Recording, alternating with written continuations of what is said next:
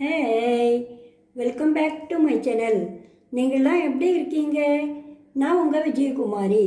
இன்றைக்கி நம்ம ஒரு சாம்பார் வெரைட்டி தான் பார்க்க போகிறோம். இன்றைக்கி நம்ம பார்க்க போகிற ரெசிபி அரைச்சி விட்ட குடமிளகாய் சாம்பார். இந்த மஞ்சள் கேப்சிகமில் விட்டமின் சி அதிகம் இருக்கிறதுனால உடம்புக்கு ரொம்ப நல்லது. இதை எடுத்துட்டா உடம்புக்கும் நல்லது, டேஸ்ட்டாகவும் இருக்கும், குயிக்காகவும் பண்ணிடலாம். இப்போ எப்படி பண்ணுறதுன்னு பார்க்கலாம். ஸ்டவ் ஆன் பண்ணி ஒரு பாண்டில் வச்சுருக்கேன். அதில் 2 ஸ்பூன் எண்ணெய் விட்டுக்கலாம். எண்ணெய் காஞ்சிட்டு 2 டேபிள் ஸ்பூன் கடலைப்பருப்பு, 2 டேபிள் ஸ்பூன் தனியா, 1/2 ஸ்பூன் வெந்தயம், ஒரு 1/2 ஸ்பூன் கடுகு. இதெல்லாம் போட்டு இதெல்லாம் நல்லா சவக்க வறுத்துக்கணும். இதில் 4 வரமிளகாய், உங்களுக்கு எவ்வளோ காரமோ அதுக்கேற்ற மாதிரி போட்டுங்க. ஒரு 4 கருவேப்பிலை,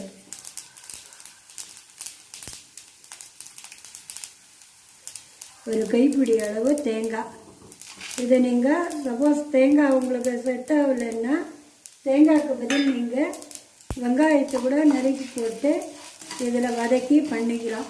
தேங்காய் பிடிக்கும்னா தேங்காவே போட்டுக்கோங்க. இந்த கொத்தமல்லியோட இளம் தண்டு முத்தினதில் இளசாக இருக்க தண்டை போட்டுக்கோங்க.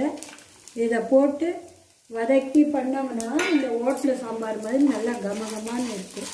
இதை நல்லா வறுத்தாச்சு. இப்போ கேஸை ஆஃப் பண்ணிவிட்டு இது ஆறுனதும் தண்ணி விட்டு நைஸ் பேஸ்ட்டாக அரைச்சிக்கலாம். இதை பாருங்கள், இதை நல்லா பேஸ்ட்டாக அரைச்சிண்டாச்சு.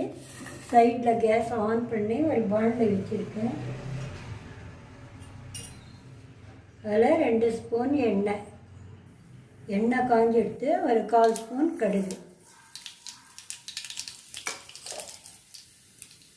ஒரு 1/2 ஸ்பூன் உளுத்தம்பருப்பு,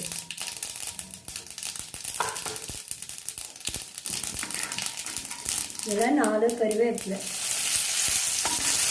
1/4 கிலோ இந்த மஞ்சள் கேப்சிகம் மஞ்சள் குடமிளகாவை எடுத்துருக்கேன். இந்த மாதிரி கட் பண்ணி வச்சுருக்கேன். இதுலேயே கசப்பு குடமிளகாய் இருக்குது, பச்சை இருக்குது. ஆனால் இந்த கலர் குடமிளகாவில் அதிக சத்து. இதை வச்சு இதில் எண்ணெயில் போட்டுக்கலாம். இதை போட்டு வதக்கி விடணும். நீங்கள் அப்படியேவும் இந்த சாம்பார் பண்ணலாம். அரைச்சி விட்டு பண்ணோம்னா ரொம்ப நல்லாயிருக்கும். இந்த சாம்பாரை தொடுத்தோட சாதத்தில் ஒரு ஸ்பூன் நெய் விட்டுண்டு பசஞ்சு சாப்பிட்டாலும் சூப்பராக இருக்கும். இட்லி தோசைக்கும் அருமையாக இருக்கும்.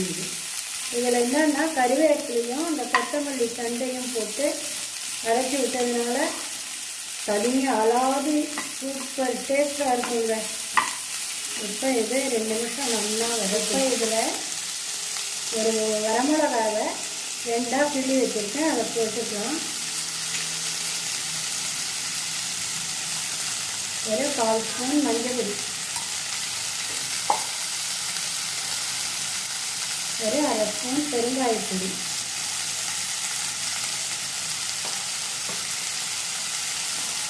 இதெல்லாம் போட்டு நல்லா ஒரு அரைச்ச விழுது இருப்பேங்க, அதை அதில் போட்டுடணும்.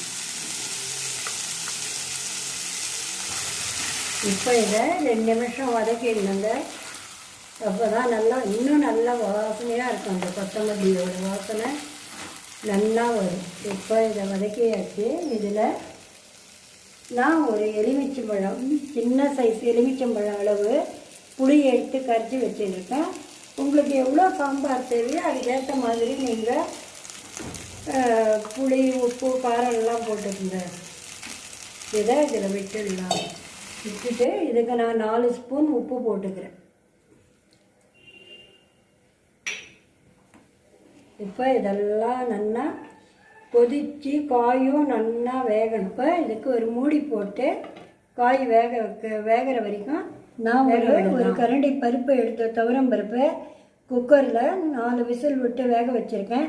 அதிலே ஒரு பெரிய தக்காளி அதையும் கட் பண்ணி போட்டு வேக வச்சுருக்கேன். ஏன்னா தனியாக நம்ம போட்டால் கொஞ்சம் சக்கையாக இருக்கும், பசங்கள்லாம் எடுத்து வச்சுடுவா.